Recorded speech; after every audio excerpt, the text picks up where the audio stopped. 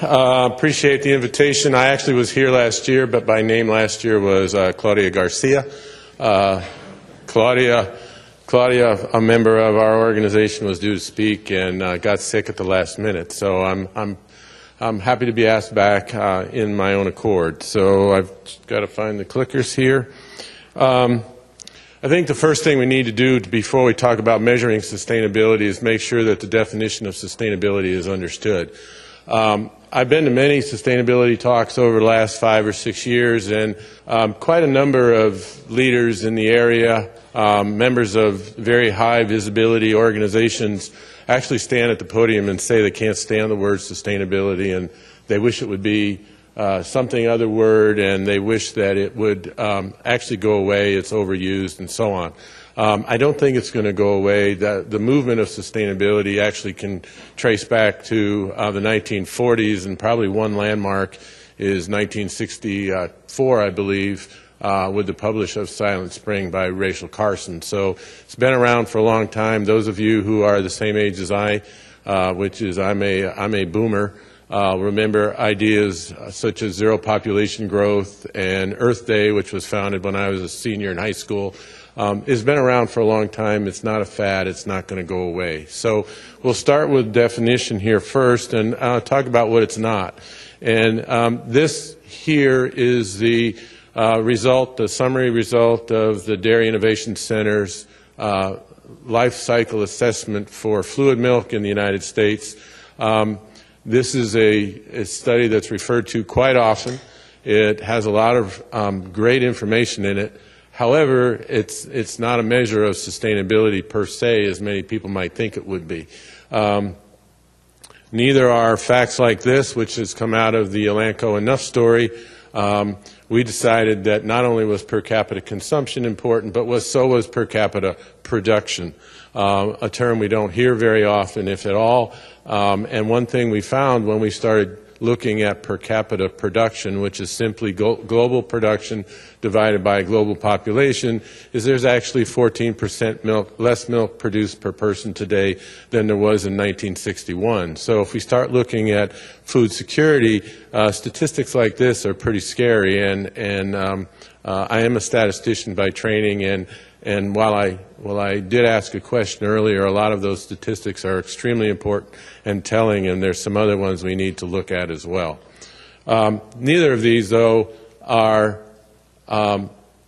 measures of sustainability. They may indicate. So the first thing is, do consumers really care about sustainability? And I think if you look at this Nielsen survey, you'll find that this is from around the world, that 67% prefer to work for socially responsible companies. 55% will pay for products from companies that are committed to positive environmental impact. 52% made at least one purchase in the last 6 months from a socially responsible company. 52% check packaging to ensure sustainable impact. And 49% volunteer and/or donate to organizations engaged in social and environmental programs. So do consumers care? I think information like this says that they do, and virtually every study I've seen quoted shows that they do. But what is sustainability? And if you talk about cultural leaders, I hope most people recognize this. If you're a millennial, you may not. This is an iconic story from Fiddler on the Roof, a story about tradition versus change, and how do you maintain your traditions in a world of change, and that's where a lot of the cultural leaders' focus goes. The activist office posts pictures like these, which make many of us very upset. And then we have the iconic images of what the idealistic image of sustainability is, the red barn, families in a lush field, or something like a green cow. And then there's industry, and this is where I want to talk about the transition of sustainability. If you're under 30 in this, if you're under 40 in this picture, there may be items in this picture you don't recognize. All of us that sell products have to keep in mind what the demand for our product is. These are all products that are no longer manufactured. They're no longer needed. The world has moved on. So sustainability is very transitory. And so when we start thinking about the measures of sustainability, we have to keep that in mind, is what was sustainable 5 years ago, 10 years ago, 50 years ago, doesn't necessarily mean it's sustainable today, and all of these products are indicative of what that is. Charles Darwin is often quoted as saying survival of the fittest, but what he actually says is not the strongest of the species that survive, nor the most intelligent, but the ones most responsive to change.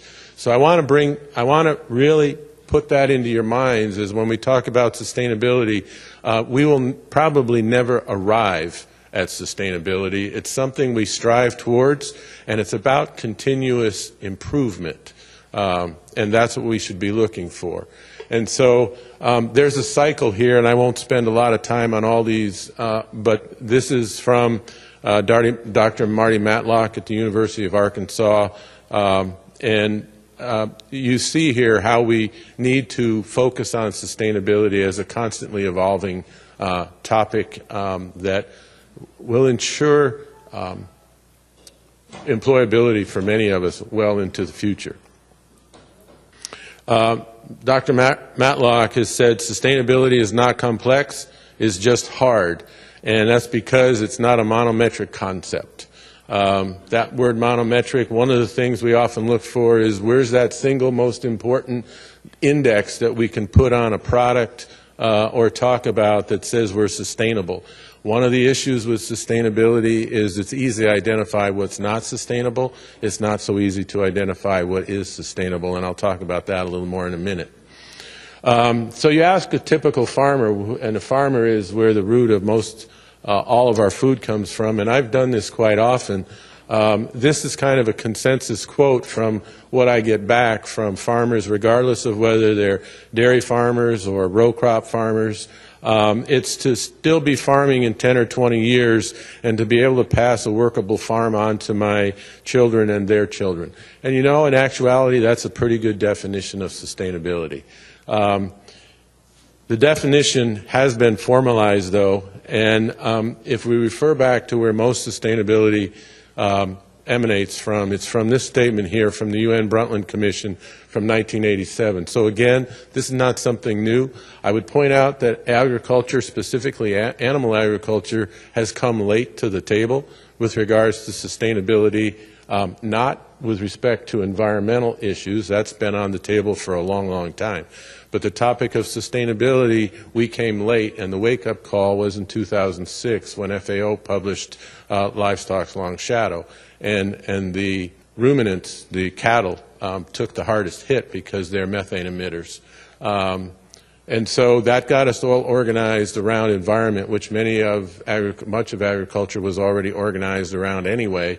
And sustainability had a bad taste in its mouth because agriculture felt like it was being targeted as not being sustainable when very many knew that for centuries that they have been doing, and they have been the conservators of land and so on.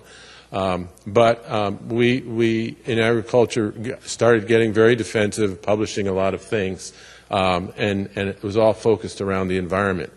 The thing about sustainability is it's actually got three pillars, and this is pretty much agreed upon: the social pillar, the environmental pillar, and the economic pillar.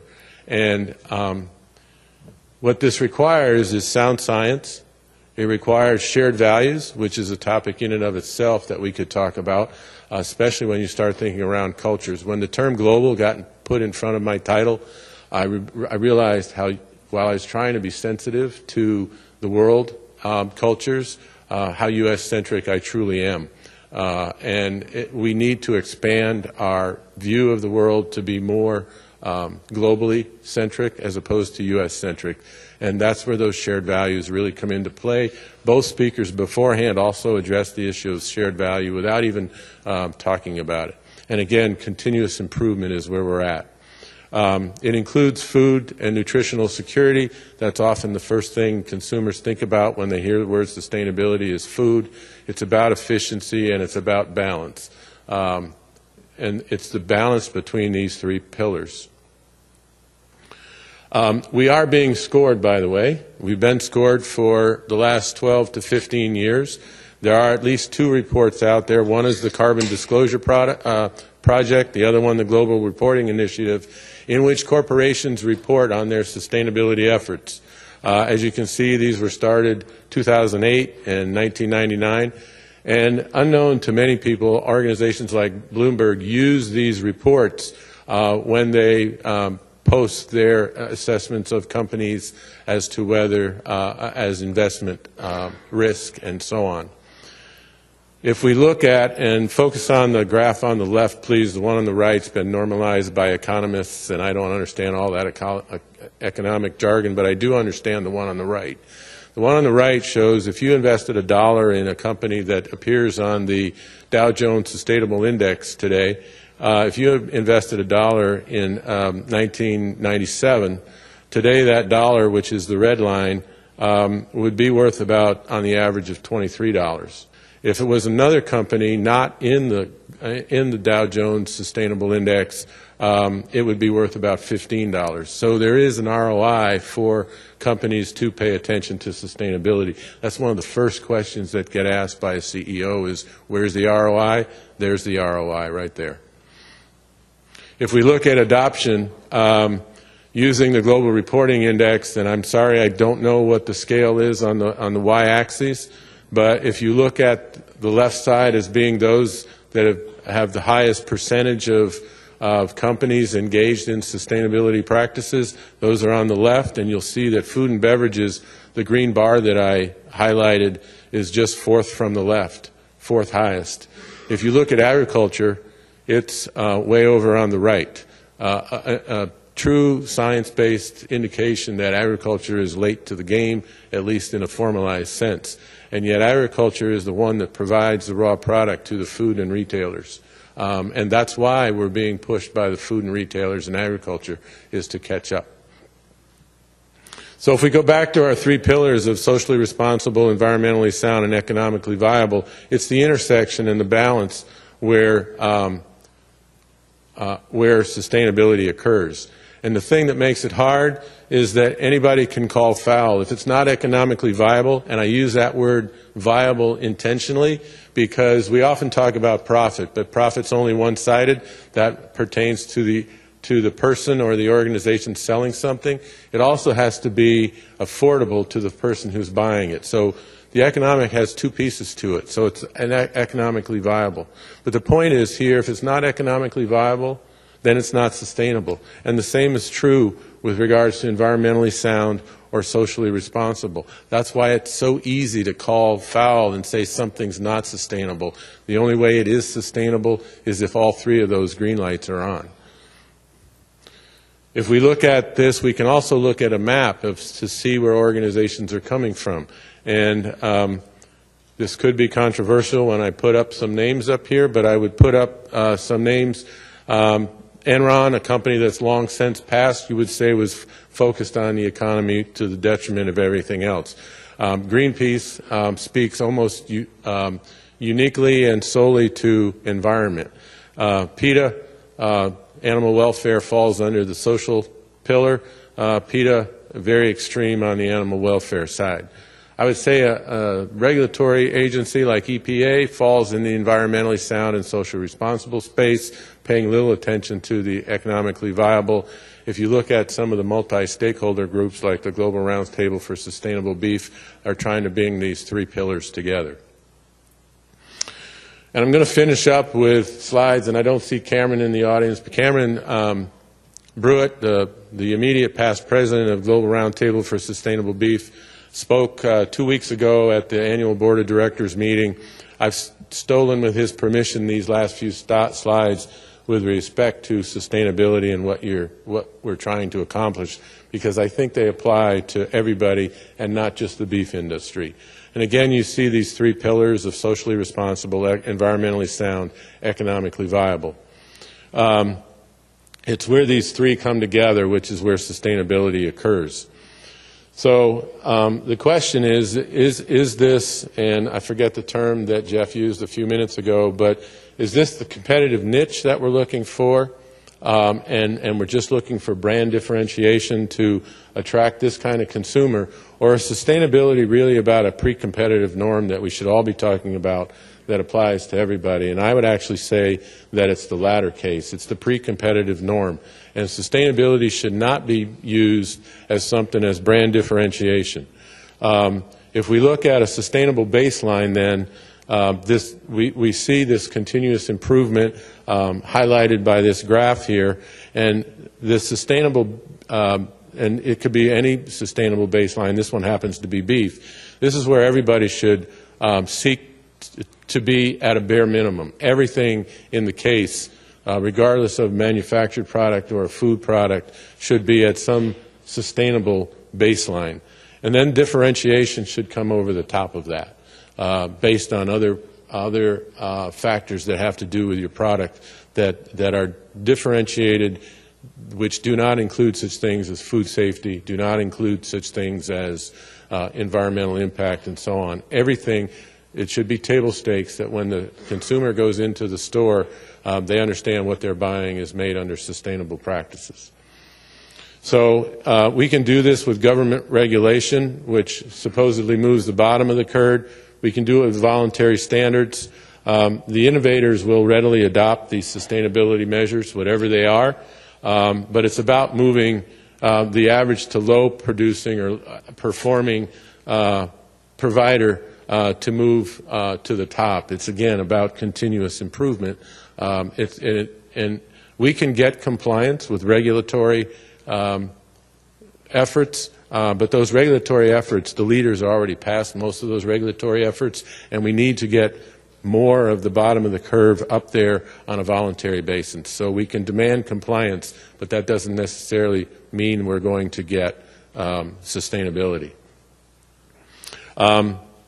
So a sustainable meat case, as I said, it should be, they should not be forced to choose between a sustainable product versus an unsustainable one. All choices should be sustainable, and that's basically the key message. So we've already heard about food waste. So the consumers actually have a role in sustainability as well. Food waste in the developed world primarily is table waste and processing waste, and the average consumer in the U.S. today, or the average family of four, throws away over half a ton of food. You know, I'm very much a believer in diminishing food waste. We are very much involved in that effort. However, if you look at the third world, most food waste comes, as it was already mentioned, from unharvested food and food prior to the farm gate.